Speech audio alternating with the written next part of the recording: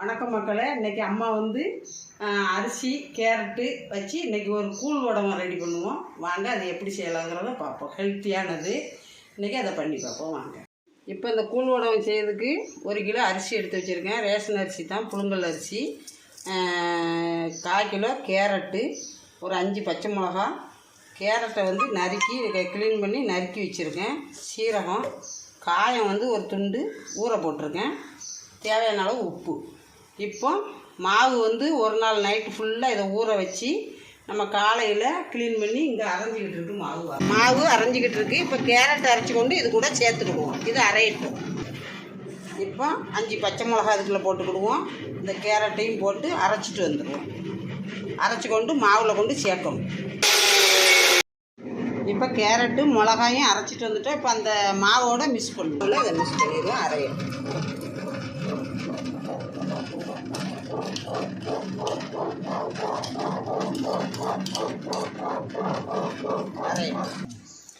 இப்போ அரிசியும் கேரட்டு பச்சை மிளகா எல்லாம் அரைச்சி இந்த மாதிரி வச்சுக்கிட்டேன் மாவு.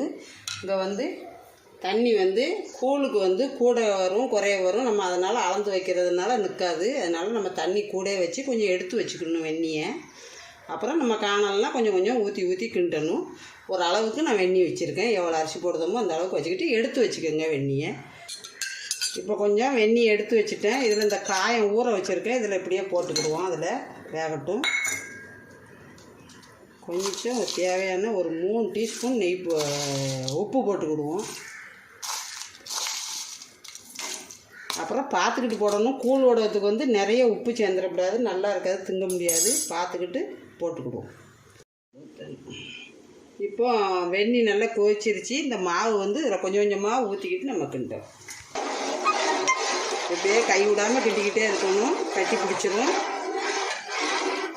இதில் வந்து கொஞ்சம் தண்ணி ஊற்றி அலசி ஊற்றிடணும்.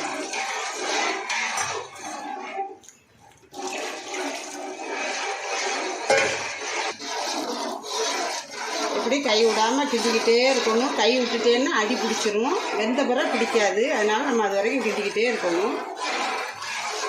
வெந்துக்கிட்டு இருக்கு. இந்த நேரத்தில் 1 டீஸ்பூன் சீரகம் போட்டுருவோம். நல்லா கெட்டியாகிக்கிட்டு வருதுன்னா கொஞ்சம் தண்ணி ஊற்றி நீங்கள் கிளறிக்கிட்டே இருக்கணும். பதம் வந்து இந்த பதம் வரணும். இன்னும் கொஞ்சம் தண்ணியாக இருந்தாலும் நல்லா தான் இருக்கும் ஊற்றுறதுக்கு. அதனால் கெட்டியாகுதுன்னா தண்ணி கொஞ்சம் சேர்த்தே தான் நீங்கள் வேக வைக்கணும். உப்பெல்லாம் செக் பண்ணிக்கோங்க. இப்போ நல்லா ரெடி ஆகிக்கிட்டு இருக்குது. இது எப்படி வெந்துட்டுன்னு பார்க்கணுன்னா இப்படி எடுத்துக்கிட்டு இப்படி தண்ணியை கையில் நனைச்சிக்கிட்டு இப்படி தொட்டு பார்த்தா ஒட்டாது. அப்போ வெந்துட்டுன்னு அர்த்தம். இப்போ வெந்துருச்சு. இப்போ கூழ் வடகம் ஊற்ற வேண்டியது தான். இது ஒரு சின்ன பாத்திரத்துக்கு மாற்றிக்கிடுதேன். கொஞ்சம் கொஞ்சமாக அதில் எடுத்து தான் நம்ம ஊற்றணும். எல்லாம் ரெடி ஆகிடுச்சு. இப்போ வந்து நம்ம ஒரு கீழே ஒரு வேட்டியோ சேலையோ எது இருந்தாலும் உங்கள்கிட்ட இப்படி விரித்து இந்த மாதிரி ஒரு ஸ்பூன் தண்ணி அள்ளி இப்படி விடணும். இப்படியே நம்ம எல்லா பக்கமும் வைக்கணும். காலையில் செஞ்சிடணும். எனக்கு கொஞ்சம் நேரம் ஆயிடுச்சு. அதனால் வெயில் வந்துடுச்சு. காலையிலே ஊற்றிட்டோம்னா நமக்கு நிழல்லே இருந்து ஊற்றிடலாம். எனக்கு கொஞ்சம் லேட் ஆயிடுச்சு. அதனால் பார்த்து காலையிலே ஊற்றிடுங்க எப்போவுமே. இல்லைன்னா வெயில் வர்றதுக்குள்ளே நம்ம ஊற்றிடலாம். இல்லைன்னா வெயில் வந்துடுச்சுன்னா இருந்து ஊற்றுவது கஷ்டமாக இருக்கும். அதனால் இப்படியே ஊற்றிடுங்க. எல்லாம் ஊற்றிட்டு அதுக்கப்புறம் நான் எடுக்கிறப்போ காட்டுதான். ரொம்ப வந்து மாவு வந்து நிறைய ஊற்ற வேண்டாம். கூழ் கொஞ்சம் லேசாகவே ஊற்றுங்க. அப்போ தான் காஞ்சதுக்கு பிறகு நல்லாயிருக்கும். இல்லைன்னா கட்டியாக இருக்கும். அதனால் கொஞ்சம் கொஞ்சமாக ஊற்றி கொஞ்சம் இப்படி கரண்டி வச்சு இங்கே பாருங்கள் இப்படி ஊற்றி இப்படி நம்ம பரப்பி விட்டுறோம். எல்லாம் ஊற்றிட்டு நாளைக்கு எடுக்கிறப்போ காட்டுறேன். இப்போ கேரட்டு கூழ் வடகம் காஞ்சிருச்சு.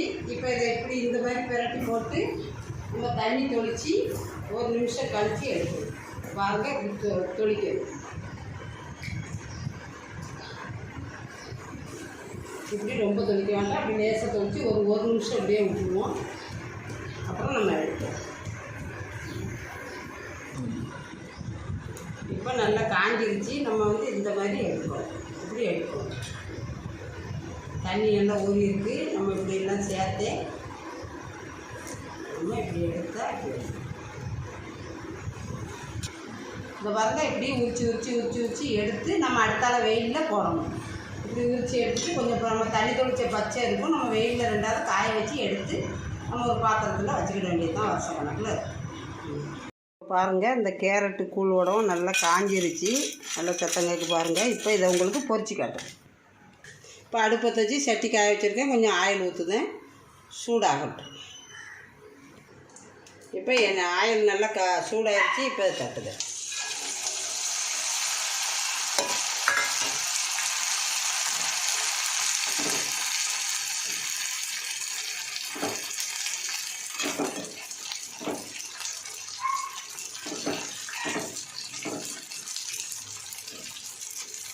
நல்லா பொரிஞ்சிக்கிட்டு வருது பாருங்கள்.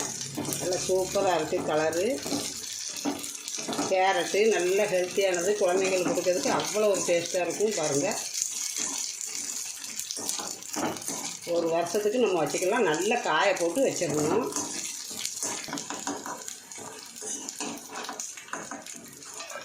அது சாப்பிட்றீங்க மக்களே? பாருங்கள் மக்களே, நல்ல மாதிரி கூழ் உடம்பும் ரெடி ஆகிடுச்சு. கேரட்டு கூழ் உடம்பும் சூப்பராக ரெடி ஆகிட்டு வறுத்து வச்சுருக்கேன். எப்படி இருக்குங்கிறத சாப்பிட்டு பார்த்து நல்ல மொறுன்னு இருக்குது. சாம்பார் சாதம், தயிர் சாதம் சூப்பராக இருக்கும். இது வந்து நல்ல உடம்புக்கும் நல்லது. கேரட்டு சேர்ந்துருக்கு. எப்படி இருக்குன்னு செஞ்சு சாப்பிட்டு பார்த்துட்டு சொல்லுங்கள். பிடிச்சிருந்தா லைக் பண்ணுங்கள், ஷேர் பண்ணுங்கள், அம்மா சேனலை சப்ஸ்கிரைப் பண்ணுங்கள். மீண்டும் ஒரு நல்ல ரெசிபியோடு செஞ்சுக்கிறேன். நன்றி, வணக்கம்.